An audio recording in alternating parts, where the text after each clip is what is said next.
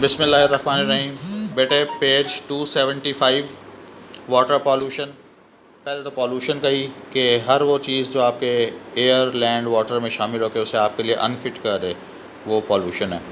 तो बेटे देखें, ह्यूमन एक्टिविटी जो है ना, वो दरियाओं में, नदी नालियों में, झीलों में मुसलसल गंदगी फेंक रही है और अल्टीमेटली ये गंदगी समंदरों में ही जाती है।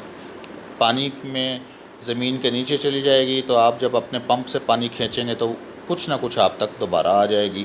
तो इसलिए पानी को, हवा को, ज़मीन को गंदा बिल्कुल भी नहीं करना, इसमें जहरीले मरकबात बिल्कुल भी नहीं हमने ऐड करने। तो बेटे क्या कंपोनेंट्स हैं? सबसे बड़ा कंपोनेंट है आपका सीवर, गटर।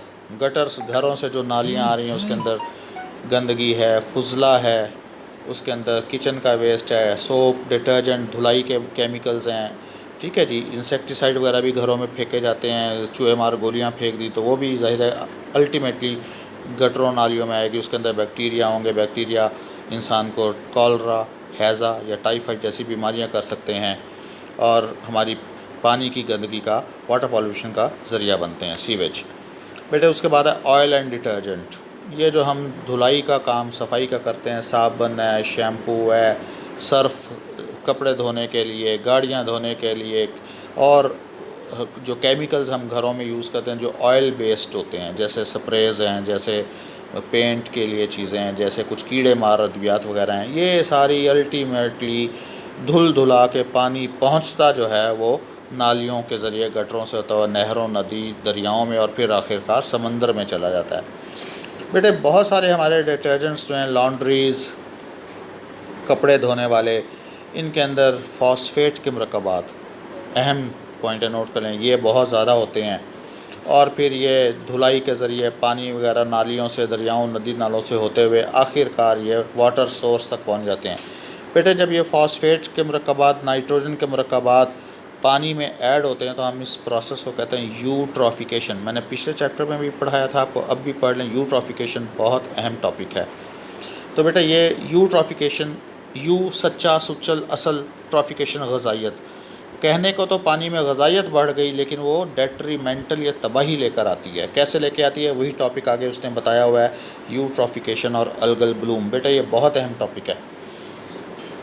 तो बेटे होता क्या है कि इंसान की जो भी एक्टिविटीज़ हैं, नहाने धोने की, फर्टिलाइज़र्स की, पेस्टिसाइड, इंसेक्टिसाइड वगैरह, और बेटे इन सब में फ़ॉस्फेट और नाइट्रोजन के मरकबात जो हैं वो सारे अल्टीमेटली आपके फुजला जात के साथ, आपके सीवेज के साथ सारा पहुंचता है वाटर सोर्स में, आपकी नदी में, नाले में, दरिया में, पौंड, तालाब वगैरह में। वहाँ पे जाके फ़ॉस्फेट और नाइट्रेट्स वगैरह की मरकबात की मिकदार बहुत ज़्यादा बढ़ जाती है। ये प्रोसेस इज़ कॉल्ड यूट्रॉफिकेशन। तो होता क्या है बेटा इससे होता ये है कि बेतहाशा एल्गी, बैक्टीरिया, इवन फंजाई, इनकी मिकदार बहुत ज़्यादा बढ़ जाती है। ये पानी के ऊपर एक लेयर सी बना लेते हैं, सब्ज़, आपको दूर से खड़ा हुआ पानी सब्ज़ लेयर नज़र आ रही होती है। नीचे रोशनी भी कम जाती है पानी के और डिकेइंग एक्टिविटीज़ भी बढ़ जाती हैं। आपकी फ़िश और आपके यूज़फुल ऑर्गेनिज़म मरना शुरू हो जाते हैं, ठीक है जी। एल्गी की, बैक्टीरिया की, इनकी ग्रोथ बहुत ज़्यादा हो जाती है। पानी में बदबू आ जाती है, पानी का जायका ख़राब हो जाता है, वो पानी आपके पीने, नहाने धोने के काबिल नहीं रहता। इसको कहते हैं यूट्रॉफिकेशन, ठीक है जी। तो जो एल्गी वगैरह बनी, आपकी फ़िश कम हो गई, उसके अंदर स्नेल्स, उसके अंदर और चीज़ें ज़्यादा हो जाएंगी। इनके मरने से, जब ये मरेंगी पानी में नीचे, तो डिकम्पोजिशन की एक्टिविटीज़ ज़्यादा हो जाती है, पानी गंदा, बदबूदार हो जाता है। ऑक्सीजन एक वक्त में तो बहुत चढ़ती है, उसके बाद फिर ऑक्सीजन गायब होना शुरू हो जाती है। डिकेइंग एक्टिविटी, एरोबिक बैक्टीरिया आ जाते हैं, डिकेइंग एक्टिविटी बहुत ज़्यादा हो जाती है। आपके केमिकल इंडस्ट्री ये काम करती है, फर्टिलाइज़र ये काम कर रहे हैं, घरों से आने वाले झागदार पानी, सोप, डिटर्जेंट, वो ये काम कर रहा है। बेटे मैंने इसकी 2 वीडियोज़ अपलोड की हैं, उसको ज़रा गौर से देखें। अलगल ब्लूम, पानी की सतह के ऊपर एल्गी जैसी जो नबातात हैं, पौधे वगैरह, वो बहुत ज़्यादा आ जाते हैं, पानी के ऊपर की लेयर उससे कवर हो जाती है। इसको कहते हैं एकदम जो ग्रोथ एल्गी की होती है, अलगल ब्लूम। ऑक्सीजन की कमी हो जाती है, पानी के अंदर जायका, अनप्लेजेंट ओडर, अनप्लेजेंट कलर और स्मेल आ जाती है और पानी आपके इस्तेमाल का नहीं रहता। बेटा ये बहुत अहम टॉपिक है, यूट्रॉफिकेशन। तो बेटा यूट्रॉफिकेशन के बाद है आपके इंडस्ट्रियल इफ्लुएंस।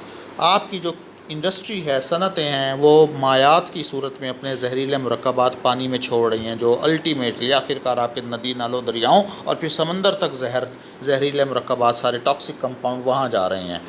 ये चीज़ कहलाती है इंडस्ट्रियल इफ्लुएंट्स। ये माइक्रो ऑर्गेनिज़म को भी मार देती है, मछली को मार देती है, और बेटे ये पानी इंसान अगर कंज्यूम करे तो कैंसर जैसी बीमारियां भी हो सकती हैं। बेटे उसके बाद बहुत इंपॉर्टेंट टॉपिक है इंसेक्टिसाइड्स, हर्बिसाइड्स, पेस्टिसाइड्स, फर्टिलाइज़र्स। बेटे येलो बॉक्स देखें, इंसेक्टिसाइड जो इंसेक्ट किल करे, फंजीसाइड जो फंगस को किल करे, हर्बिसाइड जो वीड या जंगली जई खुद रॉ पौधों को मार दे। इससे एक टर्म यहाँ इस्तेमाल हुई है मोनोकल्चर। हम अपने खेतों में ये चीज़ें डालते हैं तो सिर्फ के गंदम उग जाए, तो सिर्फ गंदम उगे बाकी सब मर जाएं, ये क्या चीज़ कहलाएगी? मोनोकल्चर।